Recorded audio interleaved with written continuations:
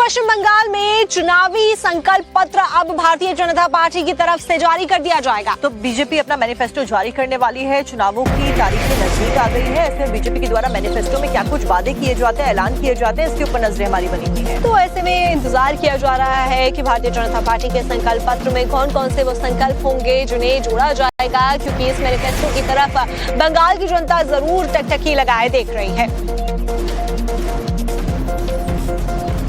पश्चिम बंगाल में पहले चरण के लिए प्रचार चरम पर है। सत्ताधारी टीएमसी और बीजेपी ने चुनावी अभियान में पूरी ताकत झोंक दी है। इस बीच बीजेपी आज पश्चिम बंगाल को लेकर संकल्प पत्र जारी करने जा रही है, जिसे केंद्रीय गृह मंत्री अमित शाह कोलकाता में जारी करेंगे, जिसमें भ्रष्टाचार के खिलाफ जीरो टॉलरेंस से लेकर सामाजिक और आर्थिक योजनाओं पर बड़ा फोकस रहेगा।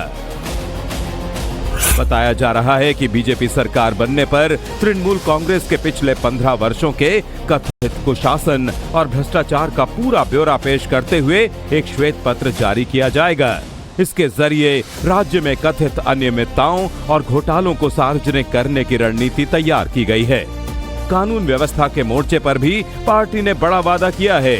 बीजेपी ने पश्चिम बंगाल में माफिया राज खत्म करने और कोयला, बालू और पत्थर जैसे राष्ट्रीय संसाधनों की कथित लूट पर तत्काल रोक लगाने का संकल्प लिया है। महिला मतदाताओं को साधने के लिए लक्ष्मी भंडार योजना में बड़ा बदलाव प्रस्तावित है। बीजेपी ने इसके लाभार्थियों को हर महीने 3,000 रुपए की आर्थिक सहायता देने का वादा किया है, जो मौजूदा सहायता राशि से अधिक माना जा रहा है। युवाओं के लिए भी पार्टी ने युवा साथी कार्यक्रम के तहत हर महीने 3,000 रुपए की आर्थिक मदद देने की घोषणा की है, जिससे बेरोजगार युवाओं को सीधा लाभ पहुंचाने की कोशिश की जाएगी। सिंगूर को फिर से इंडस्ट्रियल हब के तौर पर विकसित करने की योजना बनाई गई है, ताकि बंगाल में रोजगार पैदा हो सके और नौकरियों के लिए लोगों को पलायन न करना पड़े। सरकारी कर्मचारियों को साधने के लिए 45 दिनों के भीतर लंबित महंगाई भत्ता यानी डीए का पूरा भुगतान करने का वादा किया गया है। इससे पहले प्रधानमंत्री नरेंद्र मोदी ने पश्चिम बंगाल की एक चुनावी रैली से बंगाल की जनता को उनकी सुरक्षा की गारंटी का बड़ा वादा भी किया।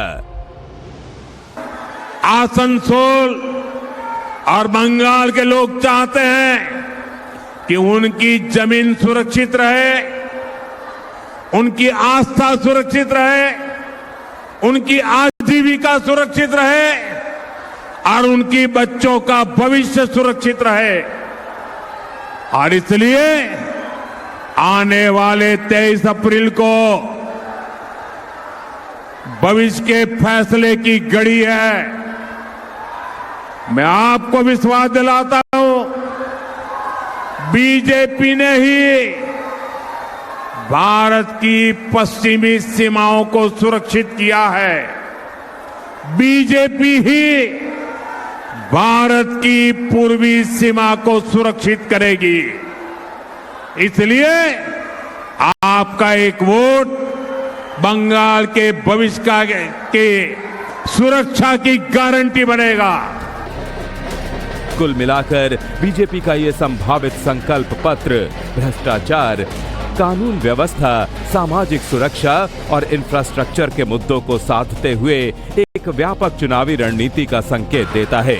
अब देखना होगा कि इन वादों का चुनावी मैदान में कितना असर पड़ता है। तो पश्चिम बंगाल में चुनावी संकल्प पत्र अब भारतीय जनता पार्टी की तरफ से जारी कर दिया जाएगा। तो बीजेपी अपना मैनिफेस्टो जारी करने वाली है। चुनावों की तारीखें नजदीक आ गई है, ऐसे बीजेपी के द्वारा मैनिफेस्टो में क्या कुछ वादे किए जाते हैं, ऐलान किए जाते हैं, इसके ऊपर नजरें हमारी बनी हुई है। तो ऐसे में इंतजार किया जा रहा है कि भारतीय जनता पार्टी के संकल्प पत्र में कौन कौन से वो संकल्प होंगे जिन्हें जोड़ा जाएगा, क्योंकि इस मैनिफेस्टो की तरफ बंगाल की जनता जरूर टकटकी लगाए देख रही है। पश्चिम बंगाल में पहले चरण के लिए प्रचार चरम पर है। सत्ताधारी टीएमसी और बीजेपी ने चुनावी अभियान में पूरी ताकत झोंक दी है। इस बीच बीजेपी आज पश्चिम बंगाल को लेकर संकल्प पत्र जारी करने जा रही है, जिसे केंद्रीय गृह मंत्री अमित शाह कोलकाता में जारी करेंगे, जिसमें भ्रष्टाचार के खिलाफ जीरो टॉलरेंस से लेकर सामाजिक और आर्थिक योजनाओं पर बड़ा फोकस रहेगा। बताया जा रहा है कि बीजेपी सरकार बनने पर तृणमूल कांग्रेस के पिछले 15 वर्षों के कथित कुशासन और भ्रष्टाचार का पूरा ब्यौरा पेश करते हुए एक श्वेत पत्र जारी किया जाएगा। इसके जरिए राज्य में कथित अनियमितताओं और घोटालों को सार्वजनिक करने की रणनीति तैयार की गई है। कानून व्यवस्था के मोर्चे पर भी पार्टी ने बड़ा वादा किया है। बीजेपी ने पश्चिम बंगाल में माफिया राज खत्म करने और कोयला, बालू और पत्थर जैसे राष्ट्रीय संसाधनों की कथित लूट पर तत्काल रोक लगाने का संकल्प लिया है। महिला मतदाताओं को साधने के लिए लक्ष्मी भंडार योजना में बड़ा बदलाव प्रस्तावित है। बीजेपी ने इसके लाभार्थियों को हर महीने 3,000 रुपए की आर्थिक सहायता देने का वादा किया है, जो मौजूदा सहायता राशि से अधिक माना जा रहा है। युवाओं के लिए भी पार्टी ने युवा साथी कार्यक्रम के तहत हर महीने 3,000 रुपए की आर्थिक मदद देने की घोषणा की है, जिससे बेरोजगार युवाओं को सीधा लाभ पहुंचाने की कोशिश की जाएगी। सिंगूर को फिर से इंडस्ट्रियल हब के तौर पर विकसित करने की योजना बनाई गई है, ताकि बंगाल में रोजगार पैदा हो सके और नौकरियों के लिए लोगों को पलायन ना करना पड़े। सरकारी कर्मचारियों को साधने के लिए 45 दिनों के भीतर लंबित महंगाई भत्ता यानी डीए का पूरा भुगतान करने का वादा किया गया है। इससे पहले प्रधानमंत्री नरेंद्र मोदी ने पश्चिम बंगाल की एक चुनावी रैली से बंगाल की जनता को उनकी सुरक्षा की गारंटी का बड़ा वादा भी किया।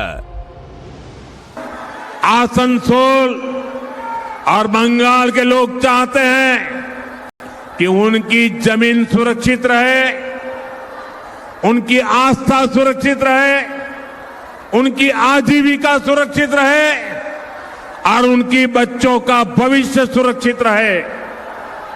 और इसलिए आने वाले 23 अप्रैल को भविष्य के फैसले की घड़ी है। मैं आपको विश्वास दिलाता हूं, बीजेपी ने ही भारत की पश्चिमी सीमाओं को सुरक्षित किया है। बीजेपी ही भारत की पूर्वी सीमा को सुरक्षित करेगी।